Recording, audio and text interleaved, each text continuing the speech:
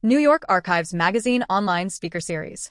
The World's Borough. Tuesday, February 17th, 2026. Afternoon, and welcome to our New York Archives Magazine online speaker series. I'm Josie Madison, editor of New York Archives.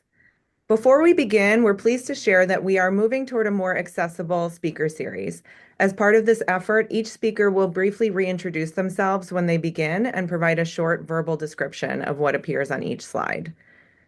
Today will be a thought-provoking hour with author and scholar Lawrence Samuel as he discusses Queens, New York, proudly known as the world's borough. This fascinating talk will trace the history of residential development in Queens, from the rapid growth of the 1920s to the vibrant, diverse neighborhoods we see today.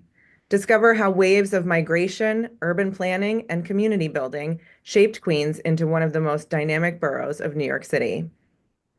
Lawrence Samuel is a Miami and New York City-based independent scholar who holds a PhD in American Studies. He's the author of many books, including The End of Innocence, the 1964 to 1965 New York World's Fair, and Making Long Island, A History of Growth and the American Dream. Tom Ruller retired from his position as New York State Archivist, a role he held since 2015. An active professional for 35 years, he's the author of several peer-reviewed journal articles and reviews on the use of technology in archives and the preservation of records in electronic form. Tom has been a consultant for several state governments and other organizations focusing on electronic records management and preservation. He remains actively engaged as a board member and steward of the Archives Partnership Trust. So welcome to all of you who have joined us today. There will be a question and answer session at the end of this presentation. So feel free to submit your questions throughout using the Q&A box at the bottom of your screen, and we'll get to as many of those questions as we can at the end. And now I am pleased to introduce Lawrence Samuel and Tom Ruller. Thank you, Josie. Thank you, Josie. This is Tom Ruller, and I'm really glad to be here to have this conversation today. Larry, I love your book. I'm holding up a copy of the book, which is very accessible. But what blows my mind about this book is the amount of data and facts that you present to really help us understand how in, well, not even 100 years, really 30 or 40 years, Queens went from this big agricultural area to this vibrant city, a city of smaller communities that all get knit together. It is an amazing story about an amazing place, and so I'm excited to hear more. Of course, I have the fortune to read the book, and I encourage everyone to read this book if you want to know a little bit more about the growth of this really amazing place. So thank you very much for this conversation today, Larry. My pleasure in being here. Thank you all for coming. And yes, there's a lot of data in the book. It's a great story, but the numbers sort of back up and support the argument and really show that Queens really is possibly the world's most diverse place on earth. And I have some evidence to support that. So that I was careful to do that. Good. And you've got a PowerPoint that you're going to share with us. Yeah, let I'm me going to let you set that up. Okay, cool.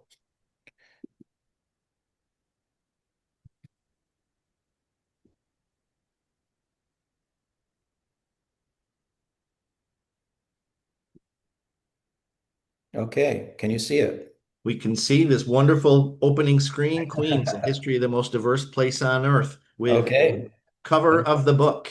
that's it. Yes. And I mentioned before, I have to thank my daughter who created that image of the 7 train, which I'm going to talk about quite a bit. But let me just roll into it here. Okay, so my talk today is going to follow the outline of the book pretty closely, in which I introduce the story, talk about why I wrote the book, why I thought the book should be written and read.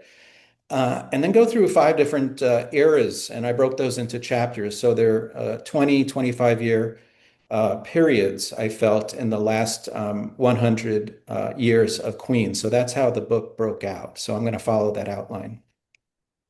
Okay. So the purpose of the book was to chart the residential development of the borough of Queens from the 1920s to today. So it's about a century of history. My argument in doing that, focusing on the residential development, is I think I've come to conclude after writing a few books that the best way to understand a place is to look at the people who have lived there. Okay, so this book is all about neighborhoods and people because I think that is what a place is about. And sometimes when I go into a project, I'm not quite clear what the hook is. That has to be sort of a central idea. There was no doubt when I wrote this book what it was, and that is the profound unmatched diversity that comes to be over the last century. There was no question that that was going to be the spine of the book. And I also have a question that I ask that I try to answer through the book. And the question here was, how and why did Queens transform from a quasi-suburb, and that's what it was considered in the 1920s, of Manhattan for the white upper middle class, to what is widely considered the most diverse place in the country and likely the world? So that's really the story of the book. I tried to answer that question. Okay, so the subtitle is The World's Most Diverse Place on Earth. That's quite a bold claim, but there's some evidence to support that. First, just demographically, the 1990 census showed that Queens was indeed the most diverse place of the United States based on both race and ethnicity of our population.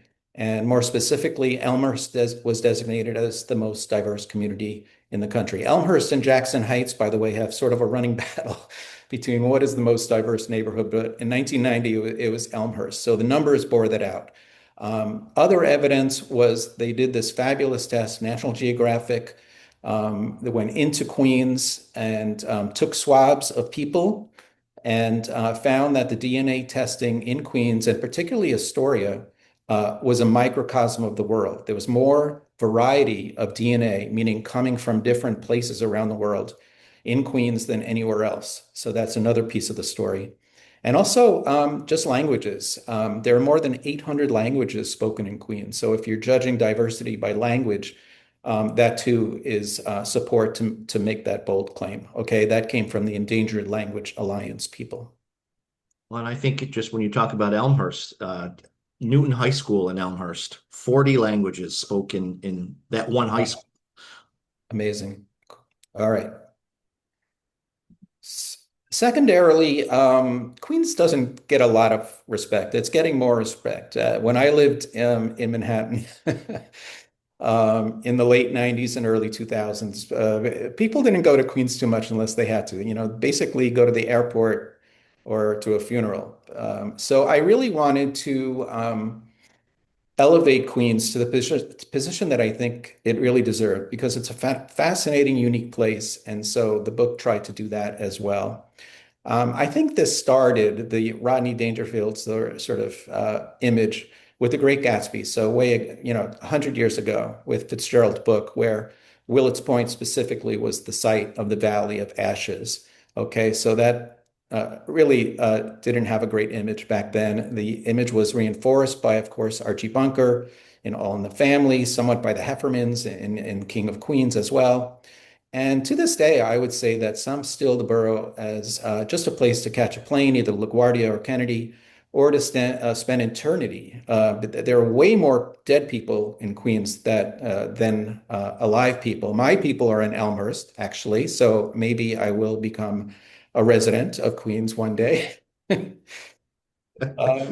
There's a wonderful book called Permanent New Yorkers, and it's really a chronicle of all the famous people, particularly New York City, which is where there's a lot of interesting graveyards. That's great. You'll be Yeah, a permanent New Yorker. they're not, yeah, not as glamorous as Woodlawn or some of the ones in Brooklyn or Bronx, but there are plenty. Okay, so these are the groups I mentioned in the book. I'm sorry if I left anybody out. You could probably find yourself in there. I think this alone illustrates how diverse the borough is. Yeah, And this is an incredible long list, and starting with Afghans and ending with the Welsh, and yeah, pretty much every ethnic community in between, Guyanese, Native Americans, which there's thousands in yes, folks who are identify as Native Americans. It's an amazing list. it really is. And then the neighborhoods that I talk about as well. And in the index, I cross-index, I was careful to do this, those ethnicities with the neighborhood because I felt it was important to identify who was living in each neighborhood. Okay, so I did that in the index. That was important to me. Okay, so the background, there are quite a few books about Queens pre-20th century, so I didn't spend a lot of time on that in the book because there are some excellent books on that. But just to give you like 300 years in a slide or two, of course, Queens was home to indigenous people for centuries, if not millennia. The Jamaico's, the Recowackies, and the Mespeches were all there, those tribes. Jamaica becomes Jamaica, Recowacki becomes Rockaway, and Mespeach becomes Maspeth, by the way. I learned actually that Jamaica was not the Caribbean Jamaica. You know, that's where I thought the name originated. That's not true. It came from the Native Americans who were there first. The Europeans discover it in the early 17th century. They bring smallpox and kill 2/3 of the native population. Thank you very much. Queens County is established in 1683. It's named after the Queen of England, who was Catherine of Braganza, if you're curious about where the name came from. And at the time, Queens was 3 times its current size, but home to just 93 non-native families. It extended well into Nassau and even Suffolk. And so later, Nassau and Suffolk became Long Island, basically, not part of New York City when those boroughs were formed in 1898. Queens played a very active role in the Revolutionary War. There are books only about that, which are very interesting. In the 18th and early 19th centuries, Queens is basically rural. It's agricultural. It's an isolated area. There are towns dotted over. They're not easy to get to. But gradually, over that time, more roads and ferries make it more accessible. Basically, before that, the bridge, which I'm going to talk about in a second, you had to take a boat to Queens from Manhattan or the Bronx. And these roads and ferries are excellent, given that the borough is agricultural. It helps the farmers take the produce to markets, most of them in downtown Manhattan, which is where the busiest markets were. The LIR goes all the way back to 1836, which is pretty incredible. The first stop or station was Jamaica. And in the late 19th century, we're seeing Queens become more urbanized as New York City and the country as a whole does. Factories are springing up there because the land is very cheap. It has open spaces, which are ideal for cemeteries. The 1847 Rural Cemetery Act, by the way, makes Queens a destination. Basically, Lower Manhattan is full up with cemeteries. And so the New York State passed that act, which opened up cemeteries in Queens. That's how that happens. And at the same time, you're seeing really the beginning of the diversity. The Irish are coming over because of the potato famine, and the Germans are coming into Queens because of some political turmoil going on in the 18th century, okay, and 19th century.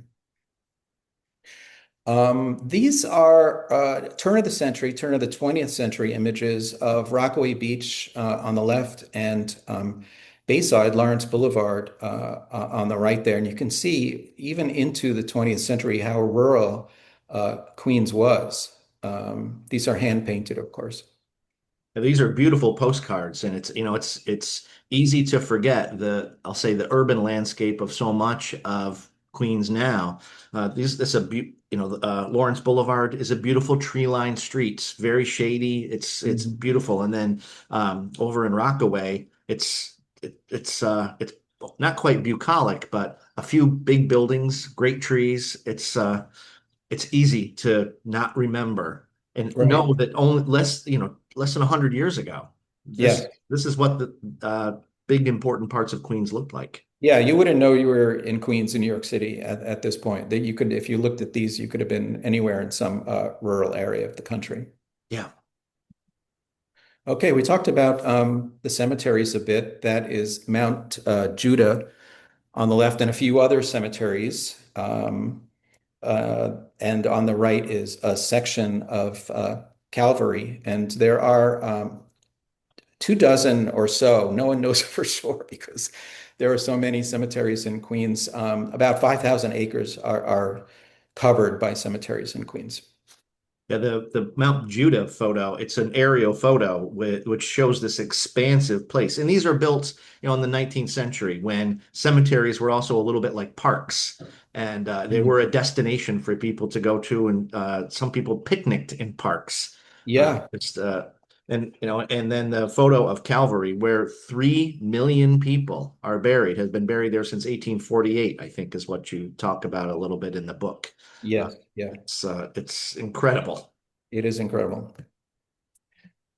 Okay, so in the early 20th century, Queens now is becoming more urbanized. It's basically a suburb of Manhattan, and has a lot to do with the transportation grid evolving. We have the Queensboro Bridge and the Penn tunnels open at the same time, which literally connect Queens to Manhattan for the first time, just physically.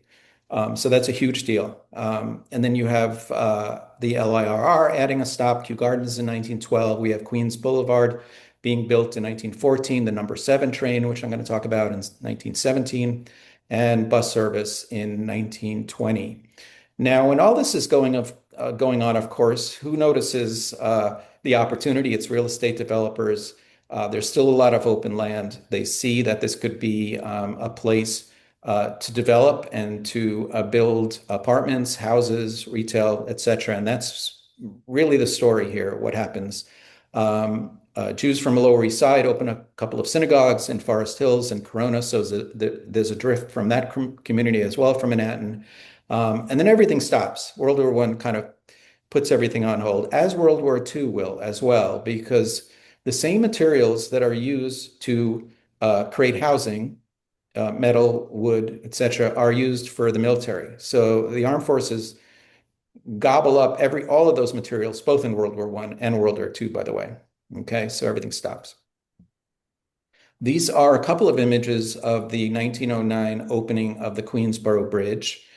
And there you see an actual parade that they had for it, celebrating it because it was a very big deal indeed. And of all this happens just as the automobile, by the way, is coming mainstream, Henry Ford's Model T. So the bridge is in the right place at the right time because now affordable, a $500 Model T becomes a popular item for Americans and New Yorkers. Okay, Chapter that was 1, The just the introduction. Revolutionary Movement, 1920 to Okay, that's the 1939. backdrop. So now I'm going to get into the 1920s, which is really the main story begins. So we win the war, okay, World War I, there's still a lot of farmland across the East River. Anybody can see that this is a great place to develop, especially people who are in that business. And who do they target? They target the white managerial class who are living in pretty small apartments in Manhattan. And that managerial class, of course, is growing in the 1920s as business grows. So they developed these buildings, which are based on what is called a garden city concept, because there's a lot of greenery around. And the communities in Queens that they go to are Forest Hills Gardens, Sunnyside Gardens, and Jackson Heights. And they're offering bigger apartments than the ones in Manhattan, greener spaces, and it's a pretty short commute. Okay, it's only about 20 minutes, 30 minutes with a car. So that's great.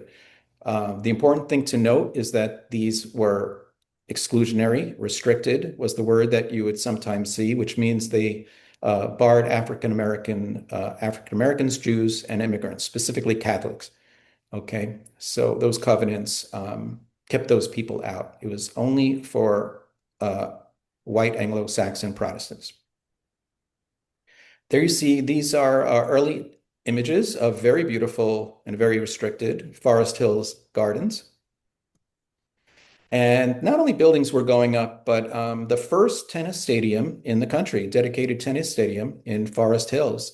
And there you can see the 1924 match, the women's semifinals, just a year after it was opened. And I used to go to Forest Hills when it still had the US Open. It was still home to the US Open until 1977. And I would go as a kid. I met Arthur Ashe there, which was incredible. you could actually stand on the court during those days. Hardly anybody went to tennis matches in the 60s. Yeah, you could stand in the background in the back of the court because hardly ever there was fewer people then, I think, then than there is now. And I actually played on the courts, which was a thrill because I was on my high school tennis team, and we played a match there against a Queens team. So I actually got to play on the courts, and Vitas Gerulaitis was there. He was a pro tennis player. Yeah, he was just practicing. Good friend of John McEnroe, also. He's Mhm. from Douglaston, from Queens, and I got to hit with Vitas Gerulaitis. So that is the highlight of my life, I would say. Very impressive. Yeah, the photo of the women's tennis match, it's a big stadium, and there are very few spectators watching these Yeah, two matches. yeah, it was a very elitist sport at the time. Okay, here we have a couple of maps. That is a 1924 map on the left of basically the transportation grid of Queens and Brooklyn. And you can see by 1924 how developed it really is. You have subways and buses and trolley cars going all different ways. So you can see why the developers were attracted to this because transportation is very important. And on the right is a 1928 map of Long Island City, which is Ward 1. I guess it still is Ward 1. And they would do this. This goes back to the late 17th century. New York would slice and dice every part of the city into voting districts, voting blocks, because they were very interested in who was voting where. And you can see Long Island City had at least a couple of dozen, two or three dozen of voting districts. So that's what that map is about. Hmm. 39, actually.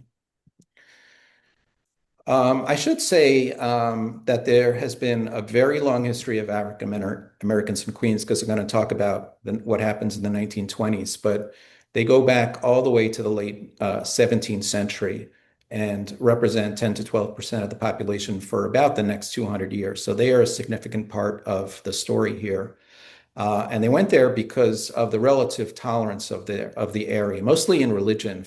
Queens was known for its religious tolerance, but I think that is part of the equation here.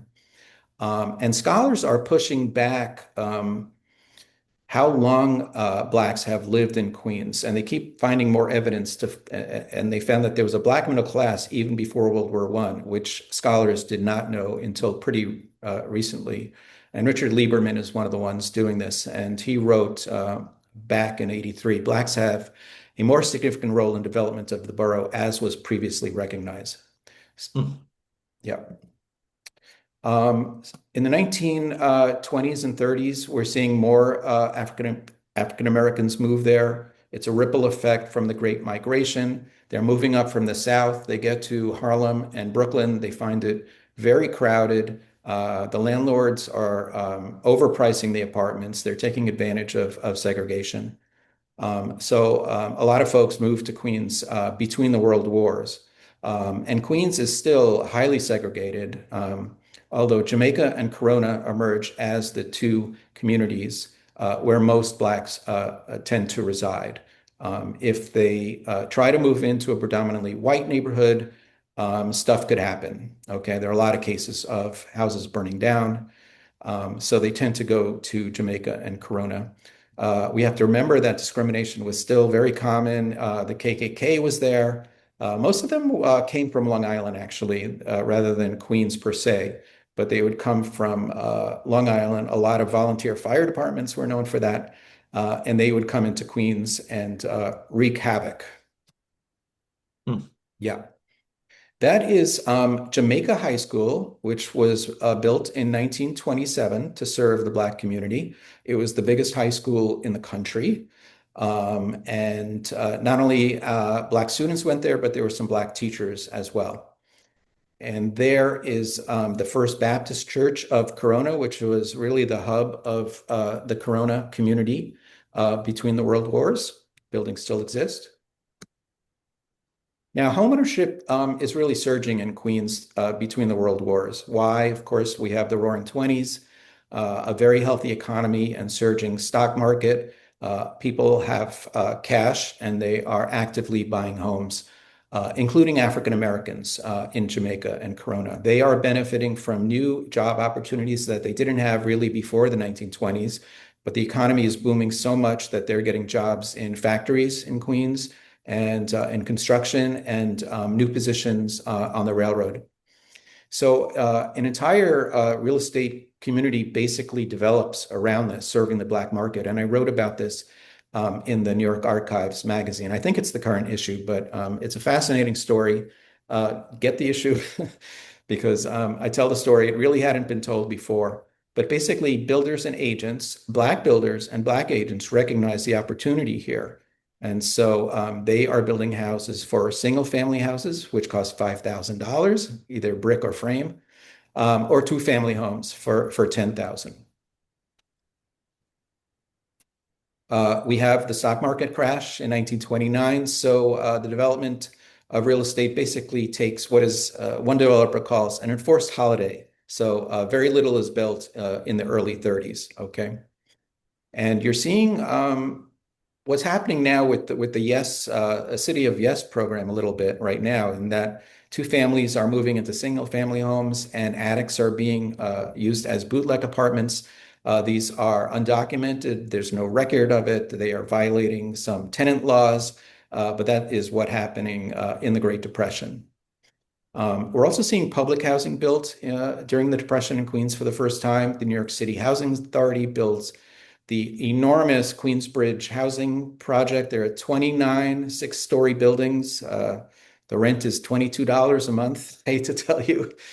But that is an enormous complex. It's racially mixed at the time until the city moves whites out who have more income. So that is when it becomes a predominantly African-American housing project. And by the way, a lot of hip hoppers and athletes grew up in Queensbridge. They talk about that quite a bit. Nas, Nas, grew up there. He talks about being in that project. And at the end of the decade, we, of course, have the beloved 1939-1940 New York World's Fair, the first World's Fair. And so the world really starts to come to Queens at that point in time. I'm sure some folks out there went to that tremendous fair, which I'm sorry I missed. Okay, so here are some images of this era. We have houses being built in Glendale in 1926 on the left. So that is what the development of Glendale looked like. And that is Astoria, those classic row houses in Astoria, which are still there in 1930. And they're cookie cutter. They all look just the same. It's easy. It's easier for the developers to put them out there, but it delivers the American dream. Your own home with your yard and place to park your car and all that. Yep. It's classic. It's classic. And I can't imagine what these houses now are costing. Probably quite a bit because they look pretty big. Okay. That is Queens Bridge housing project on the left, the playground. You can see a few of the buildings. I should note that the elevator stopped only on every other floor to save costs because it was still sort of the late Depression when they were building this.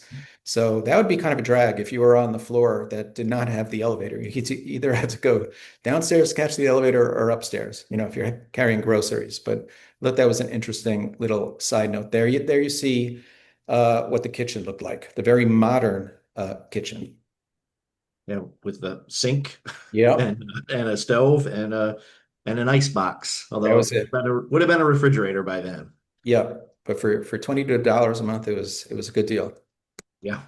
Okay, the World's Fair. That's the incredibly deco Trilon and Perisphere, and the Ford Building, which was also very deco as well. All destroyed, of course, sadly. Mm-hmm. Okay, we're into the 1940s. And Chapter 2, The Common Good, 1940 if to the 1964. opening of the Queensboro Bridge was sort of the biggest event in terms of Queens history, the opening of the Queens Midtown Tunnel in 1940 is really the second because it makes it way more commuter friendly. And this really starts another wave of people moving to Queens because now you can get to Manhattan and the other boroughs very, very quickly. Now it's just a 20-minute drive. And in fact, there are more new homes being built in the borough in 1940 than any other county, not in New York, but in the United States. So that's how many people are coming to Queens. Again, just like World War I, new construction is put on hold. There's very little building except for defense people. And Queens is a very active place during the world years. You have defense plants there. Actually, my uncles owned a factory that made airplane engines. I remember visiting that place. It was called Kearns. I think it was in Long Island City. And there's a lot of shipping going on. They are making ships. So Queens is a very active place. And of course, everybody's pitching in. You have African Americans and a variety of white ethnics demonstrating their loyalty to the country on the home front and, of course, volunteering in the armed forces. So it's a very interesting part of World War II history. And Queens is almost like perfectly positioned. You've got the airplane factories on in Nassau County, so people can go there. And then the Brooklyn Navy Yard was one of the biggest ship producers during the war of anywhere. Yeah, you have a lot of water surrounding it, and then you have access to Long Island as well. Those are high school students on their left, take in their PE class in 1942. I believe it was Forest Hills High, and that was their paratroop training that they're doing as part of their gym class because a lot of these kids would volunteer in the war. And that is a victory garden in Forest Hills in 1944, where civilians, residents would grow fruits and vegetables to support the food supply during World War II. It was encouraged by the government to do that. And the students are out in the brush, hiding in the brush, sort of doing. Yeah. It looks like they're in military training anyway, or playing a great game of hide Yeah. and seek. And then this victory garden is enormous. It's enormous. Huge plot of land. Yeah. Yes. Probably not possible today. No, I would think that has been developed. But yeah. Okay, in the post-war era, after the war, we're seeing really a shift in the resident population. You're seeing more of the white middle class. It used to be more of that upper middle class people who are commuting to the city. The mix changes, and you're seeing a much more middle class, even lower middle class folks settle there.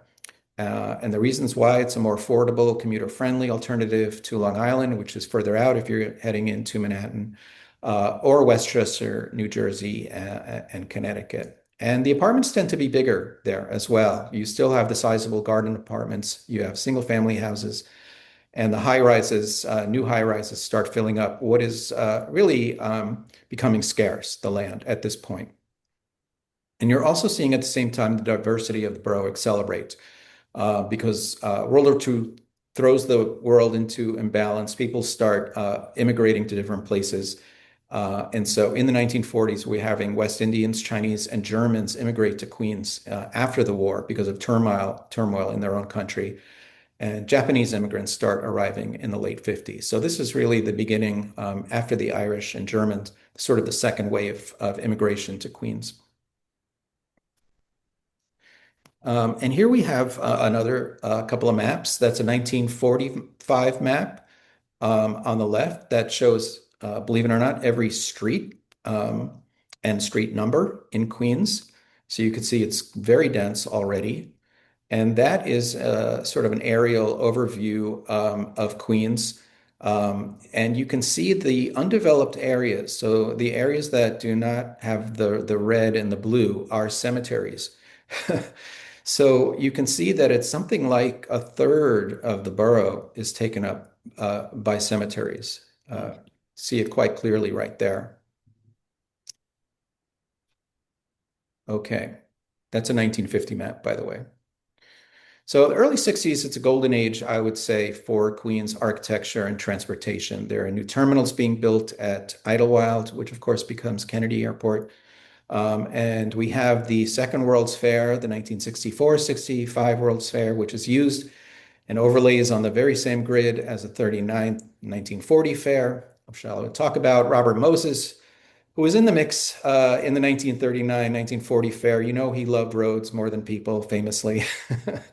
And he did something, he took some action in developing roads, but he really gets a chance in 64 and 65 to develop the Van Wyck, the Grand Central, the Whitestone, and to widen Northern Boulevard. That was his main purpose, to be chairman of the World's Fair, the 64 World's Fair, which he was. He had very little interest in the World's Fair. He really just wanted to use it as a place to build roads around, Which he did. which he did.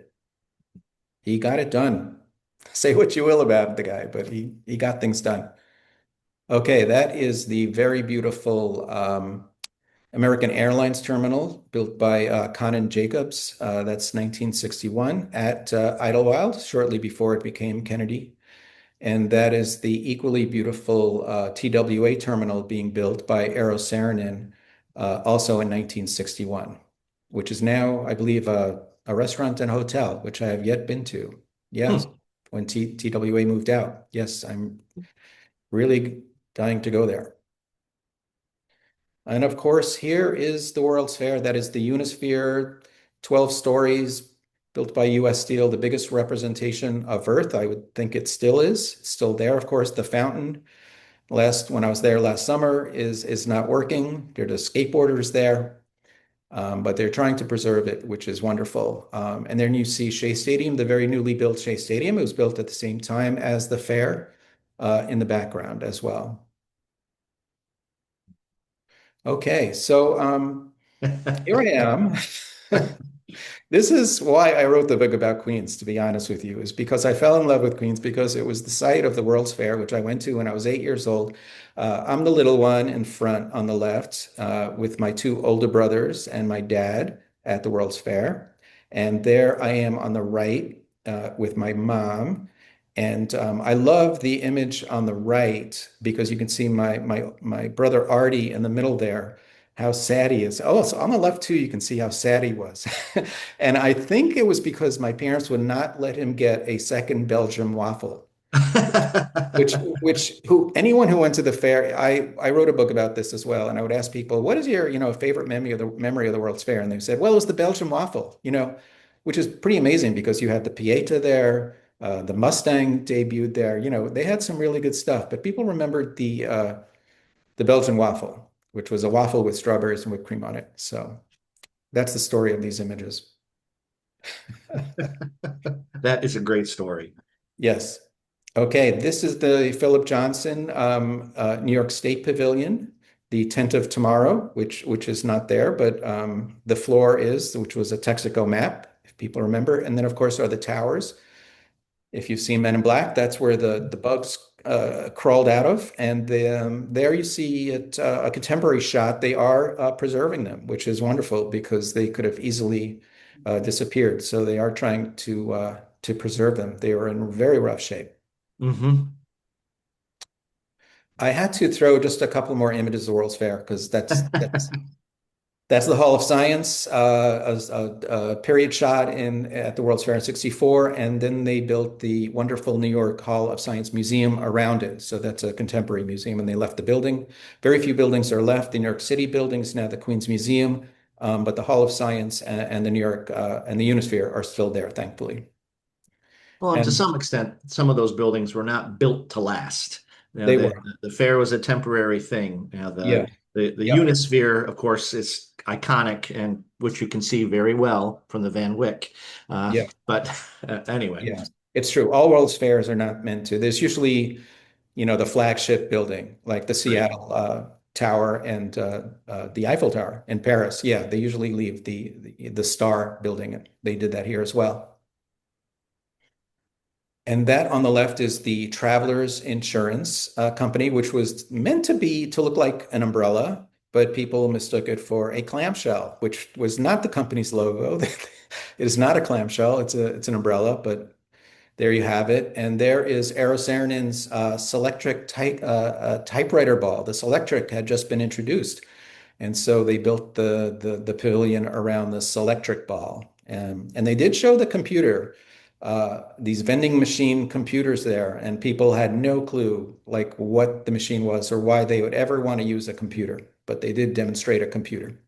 And for those folks who are too young to remember typewriters, the Selectric, instead of a lot of individual keys, it was a ball with all the letters on it and moved around much quicker and much cleaner type and a lot less maintenance. Yes, thank you, Tom. And there is Shea Stadium, where I went to many times as a kid to see my beloved San Francisco Giants, not the New York, with Willie Mays and Willie McCovey. And of course was replaced in 2008, I believe, by Citi Field. Yep. Okay. Chapter 3 begins around 65, where again there is a revolutionary moment Chapter moment 3, in The Queens, Golden and Door, that is the 1965 to Hart-Celler Act of 1979. 1965, also called the Immigration and Nationality Act. And then that really opens what LBJ at the base of the Statue of Liberty says, the Golden Door, and that becomes a famous phrase. It overrides the 1924 National Origins Act, which strongly limited the kind of people that could come to the United States. So now we are having whites from Southern and Eastern Europe, Asians, and many other people migrate to Queens. Why? It's affordable. If you're going to New York City, that is the place to live. You probably know people there, your family, your friends, that have a base, and there are job opportunities as well. So this changes everything. Now, African Americans, who were the minority at this point, are nervous that these huge influx of white ethnics from Europe will take their jobs and negatively impact their fight for equal rights. You have to remember the civil rights movement is happening at this precise amount of time. So they are nervous about the effects of this act. And there's widespread discrimination in employment, in schools, and housing, of course, remains in the mid 1960s. And here we have LBJ at the base of the Statue of Liberty, giving his talk, signing the act on the right. And I think we see Hubert Humphrey, the vice president there, and there is Lady Bird. And there's RFK on the right, like holding his chin. And I think that's J. Edgar Hoover on the right there. Pretty sure that's him. Standing next to Bobby Kennedy. Yeah, watching RFK. Yeah. Looking kind of creepy as usual. Yeah. Okay. So that really changes a lot in Queens in the mid 60s. It continues through the 1970s. Why Russians now are coming, they're fleeing communist oppression. And you're seeing Puerto Ricans and Dominicans relocate specifically to Astoria, Woodside, and Jackson Heights. We're having Israeli citizens resettle along Queens Boulevard. And this is when the Chinese and Koreans start actively buying property in Flushing.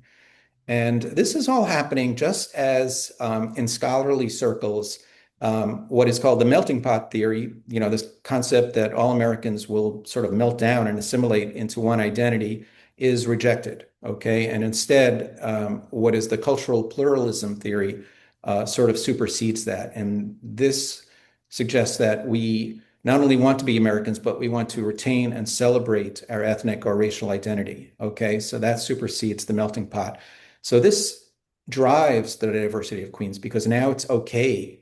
You don't have to give up who you've been from your previous country, and you want to celebrate that in terms of heritage. So this is a very important thing. Okay, we are up to the 1980s when more stuff happens Chapter around for the the world. International You have Express, troubled 1980 to economies in Mexico and 1999. Colombia, so that triggers a huge migration to Queens, especially to New York City, especially Queens. We're seeing large numbers of Latin American and South American immigrants arrive, both documented and undocumented.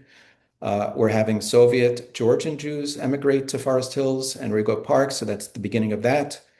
And I write about how teens who come with their families struggle with this because they came from old world and now they are faced with the opportunity to engage in new world freedoms. So they're going through some issues at that point, wondering who they are. And I think it's just a little bit of a side story that's important for immigrants. Mm-hmm. We're seeing more Koreans and Chinese. They're choosing the Flushing area. And at this point, the longtime residents of Irish, German, and Jews are many of them are deciding to relocate. They just feel it's not their neighborhood anymore. Only Chinese or Korean is being spoken at grocery stores, and they say, "I'm going to move." Okay, 1990 census is very important. Scholars are look at the data, and by 1992, after they tumbled the numbers, they determined that Queens is indeed the most multicultural area of the world based on the population. Okay, that's them saying that. And as I talked about earlier, Elmhurst is the most diverse neighborhood, so it pulls ahead of Jackson Heights. This is when the number 7 train, which cuts through the northeast section of Queens, is nicknamed the International Express because you're going to see people from all around the world on that train. You still do. And at the same time, Manhattan's discovered the great value of Queens. Okay, so if it happened in Brooklyn in the 60s when Manhattan Heights go, wow, I can get a much bigger apartment for much less money than I'm paying here in Brooklyn Heights and Park Slope. That same thing is beginning to happen in Queens in the 90s. Okay, continues today. So because of that, the prices of houses in that area double or even triple. Okay, so it's discovered. There we have the wonderful 7 train that you can take to go see the US Open or the Mets and many other things. And there you see the route.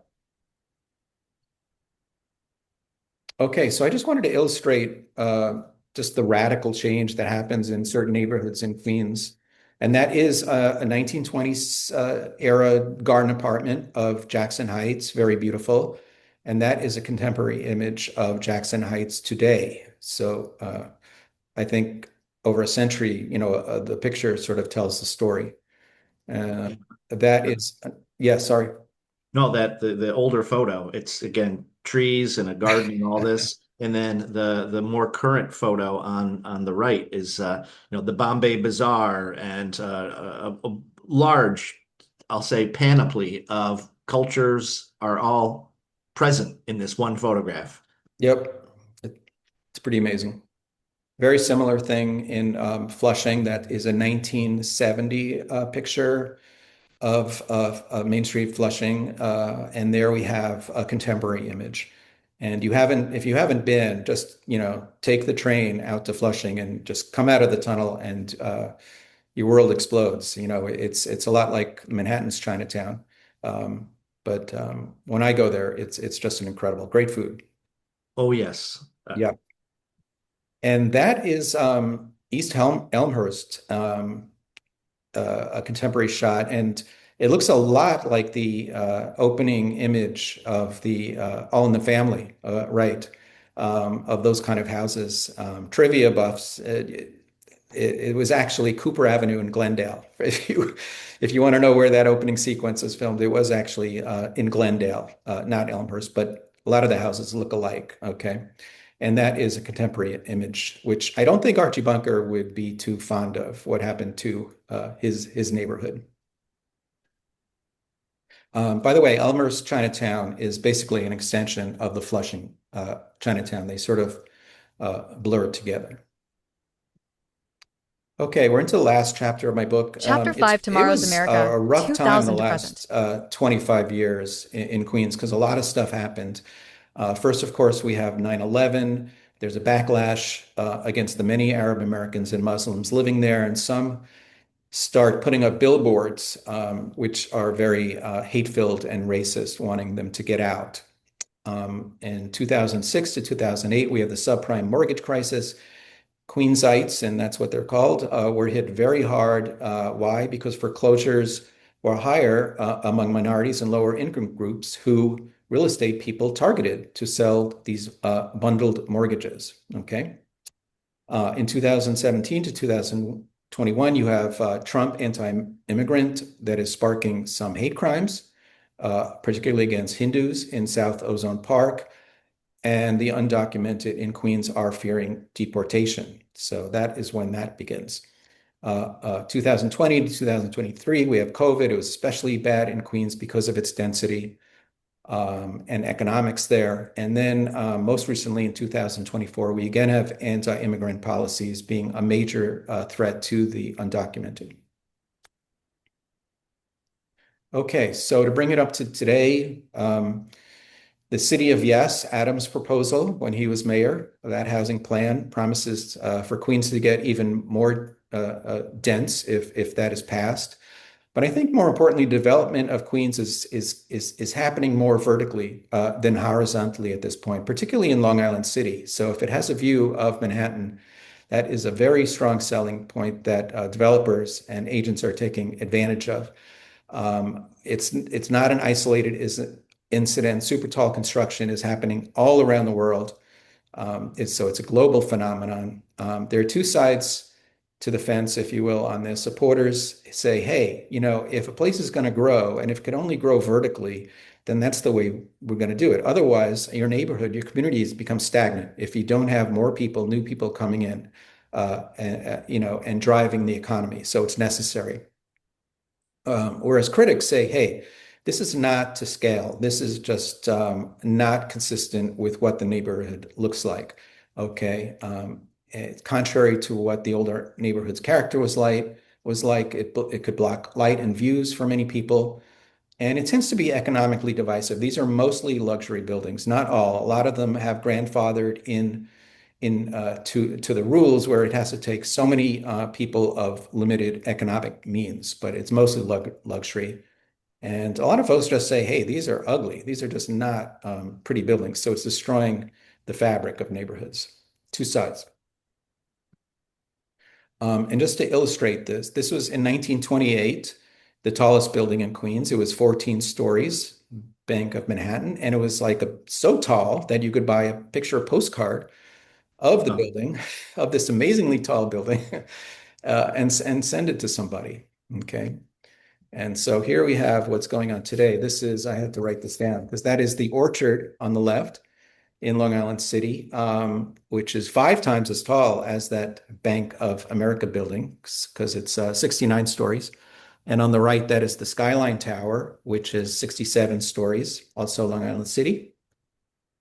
And that is Sven in Long Island City at 762 feet, 64 stories, and the Lumen in Long Island City at 66 stories. Wow. Yeah. And this was One Court Square, which goes all the way back to 1990. So this is an older building, but that was the tallest building at that time, which was 50 floors. The one on the left? Yes, the one on the left. Yes, thank you.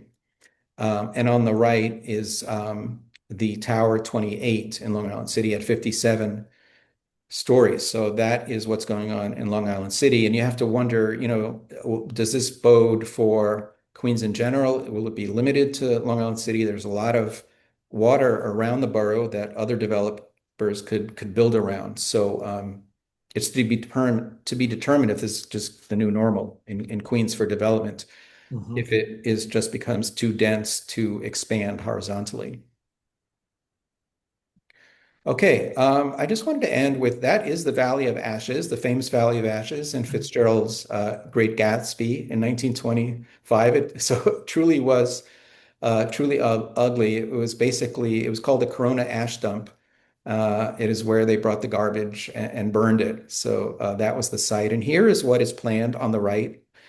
For Willard's Point, the very same spot with the FIFA soccer stadium. There's going to be mixed-use retail, a hotel, a school. So it is really transforming that area of Queens. Some of it is spilling over into Flushing Meadows Park. There's a casino proposed. I don't know if you've heard that. It's very contentious whether they're going to allow a casino there as well. But I think this really just sums up the remarkable transformation to the physical geography that happened to Queens over a century or so. So that is where I end. Now, Tom suggested I put this in. I plug my book. Of course, it's available everywhere. It's online, of course. Support your local bookstores. And you can buy it directly from SUNY Press, who kindly published the book. So thank you very much. Larry, this is a great, great story. And you scratched a little bit of the surface in your presentation. The book is phenomenal. And Queens is worth a visit. And one of the things that I took away from I've been there a number of times. I had some work out in Flushing and visiting the Bound House, which is built in the 1600s, and it's where the Flushing Remonstrance was signed, sort of the foundation of Queens's role as a religious tolerance. But Yes. then walk around the corner and get some great Korean food and have my choice of dozens of great Yeah. places to get something to eat. Or go across the borough and visit Louis Armstrong's house in the neighborhood that is a little bit like what your photo of Elmhurst sort of showed. And it's a wonderful place to visit. By the way, it's open to the public and really worth going to.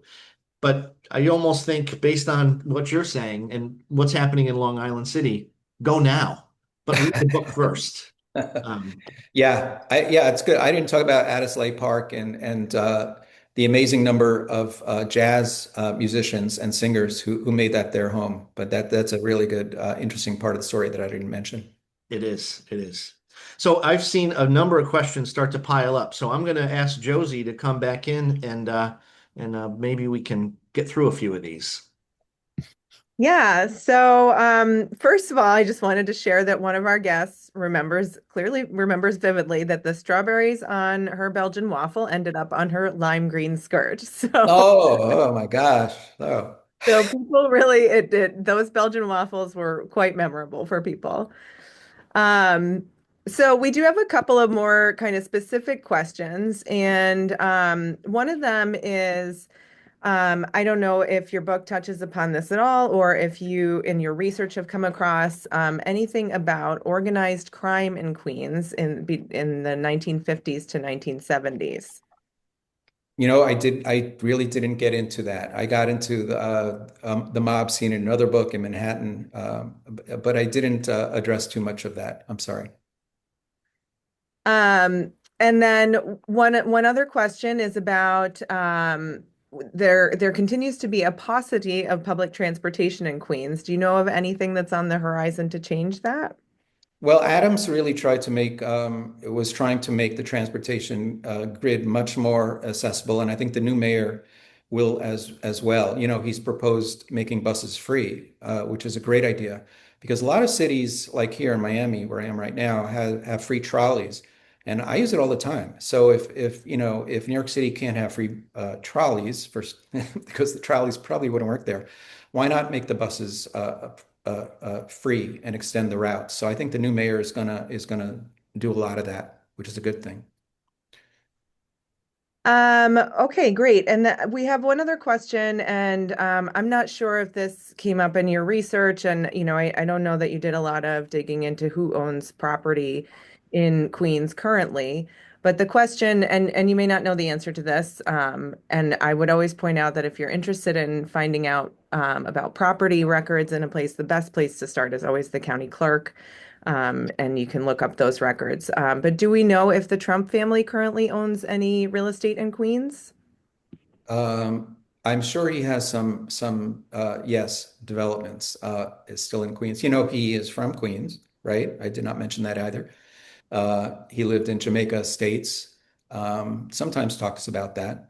So I think he talks about LaFrac people had huge developments in Queens. I think they sold all of it because the city was not letting him do what he wanted to do. So it was more of the LaFracs, who was a rival of Trump, but they owned an enormous amount of property there. That's what I know. Great. And we're having some questions come in just as we're talking. What do you think of the train line proposed to go directly from Queens into Brooklyn? Do you have thoughts? It's a great idea because I have tried to go from Queens to Brooklyn, and it isn't easy. You're on these letters that a G, like a G, like I don't even know what, I don't know if there still is the G because they changed some of the letters. So I think there should be better transportation from Brooklyn to Queens. I wrote about in my World's Fair book that people from Brooklyn were having trouble getting to the World's Fair in Queens just because of that, from Brooklyn to Queens. So that illustrates that. And I don't think it's gotten a whole lot better. So I would vote for that if I could vote in New York City. And then, did you examine competing claims, which I think this means about the diversity, from LA County, Montgomery, Maryland, and Fulton, DeKalb, Georgia, that use more recent census data to make claims about being about their diversity? Yeah, I haven't looked at those, but here's the thing about that, because you can make the claim that other communities are more diverse, but it comes down to how you define diversity. So in a border town between Mexico and Texas, say, or even up to California, it might be more diverse, but it's not diverse from the multiple numbers of people that are there. So, because they're primarily Mexican. Okay. So if you're considering that, it could be 90% Mexican, which, Queens is not 90% diverse. So it really depends on how you're defining the term. I'm making the case that Queens have people from, are diverse in terms of the number of countries of their origin, which I don't think you'll find in any other community in the country. That's how I would argue. Makes sense. And then last question, if you could just touch upon it briefly, what kind of housing, if you know, what kind of housing was available for the German and Irish immigrants of the 19th century? It was, similar Victorian houses, whether brick or frame. They tend to be large. Some of them still exist, but they weren't the row houses kind of thing that came later in the 20s, more for cost reasons. Okay, that came later. So they weren't apartment buildings. It was generally single family homes or double family, two family homes, large homes in the borough.